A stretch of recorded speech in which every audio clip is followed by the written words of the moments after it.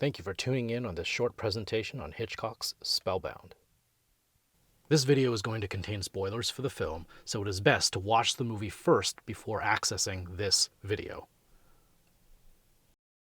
Teaming up with David O. Selznick, Hitchcock directed yet again an eerie romantic thriller about forbidden love between a psychiatrist and her client. The screenplay was by the great Ben Hecht, who subsequently penned Hitchcock's next film, Notorious. In today's mini-lecture, we will explore some of the editorial curiosities of Hitchcock's films and how there is considerable evidence in his movies of a man who was clearly thinking about the film's editing while he was on set shooting. What makes this film so great is that at this point in Hitchcock's career, he was attaining more control over his visuals. This mid-career masterpiece of his not only features a pretty well-rounded female character with an interesting career, but also features interesting camera work and staging that demonstrates an awareness of how the editor would eventually put it together.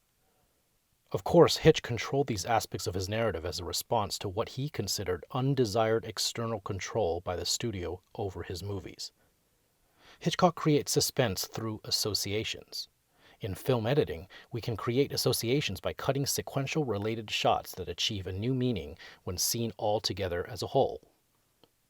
In Spellbound, the two leads, Dr. Peterson and John Ballantyne, played by Ingrid Bergman and Gregory Peck, are not just brought together through film editing, but it is through editing that these two characters are associated with each other. They are tied together, so to speak. In this sequence 20 minutes into the film, we get the impression that the two characters are thinking similar thoughts, not just because we see the shots in the sequence, but there is a compositional likeness that these shots possess. Both Constance and John get closer and closer to the camera here at approximately the same rate. And by the way, these frames that you're looking at are basically a series of Hitchcockian point-of-view shots.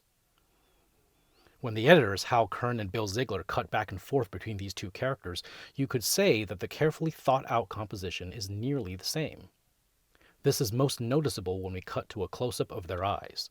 This is a mise-en-scène and editorial idea that author Bruce Bloch coined affinity of motion.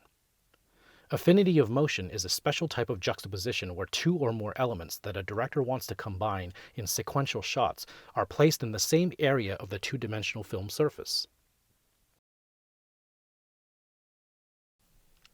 Here's an excellent example of affinity of motion.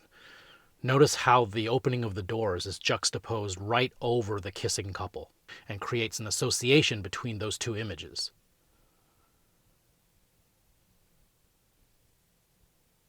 Here is another example. This example happens at the end of the film.